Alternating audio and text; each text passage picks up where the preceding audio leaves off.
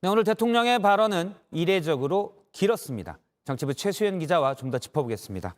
최수연 기자, 먼저 윤 대통령이 직접 이렇게 말하게 된 배경을 좀 짚어볼까요? 네, 대통령이 직접 설득전에 나서야 할 만큼 여론 상황이 좋지 않다고 판단한 걸로 보입니다. 실제로 최근에 여론조사를 좀 보시면요. 예. 한일 정상회담이 이뤄지는 과정에서 이렇게 지지율이 계속 하락세를 탔고요. 부정평가는 올랐습니다. 윤 대통령은 이런 부정적인 여론에도 불구하고 그걸 예상하면서도 이 한일 관계 개선에 나설 수밖에 없었던 그런 이유를 상당히 상세하게 설명을 했는데요. 몇 발언을 좀 소개를 해드리면 예. 출구 없는 미로에 갇힌 기분이었다. 그리고 정치적인 이익을 위해서 편한 길을 선택해서 한일 관계를 방치하는 대통령이 될 수도 있었다. 하지만 책무를 져버릴 수 없었다. 이런 얘기들을 했습니다. 앞서 이제 네. 여론조사에 보면은 부정평가가 많이 높아졌잖아요. 네, 맞습니다. 이건 결국 중도층의 민심이 부정으로 돌아섰다. 이런 메시지가 좀 있는 거죠. 네, 최근에 여론조사에서 부정평가의 이유를 좀 살펴보면 외교 문제라던가 일본 문제에서 부정평가가 상당히 올랐다는 점을 볼 수 있는데요. 예. 방금 말씀하신 대로 중도층의 민심이 좀 반영된 것으로 해석됩니다.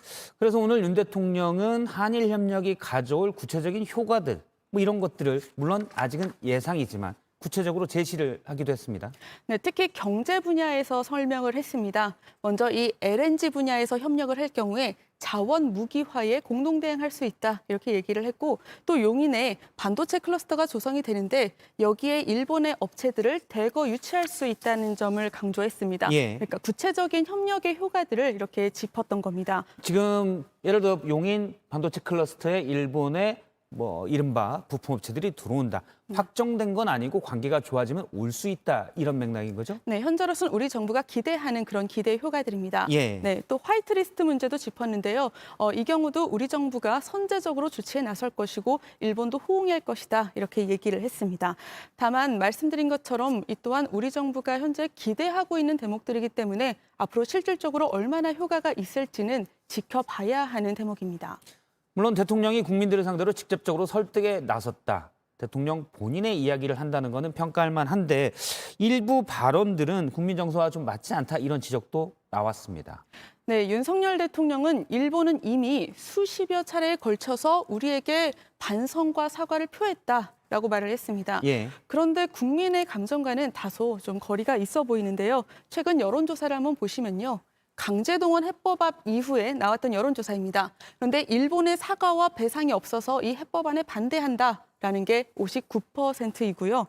또 일본 정부가 과거사에 대해서 반성을 하느냐라고 보는 거에 대해서는 반성하고 있다라고 보는 게 8%뿐이었습니다. 예. 네, 이만큼 국민의 대다수는 사과가 불충분하다라고 보고 있는데 일본은 이미 사과를 했다라는 대통령의 발언이 얼마나 설득력을 가질지는 앞으로 지켜봐야 할 것 같습니다. 예. 네, 사실 국민들 중에서도요, 이 윤 대통령이 한일 관계 개선을 하려는 이런 의지를 긍정적으로 보는 국민들도 적지 않습니다.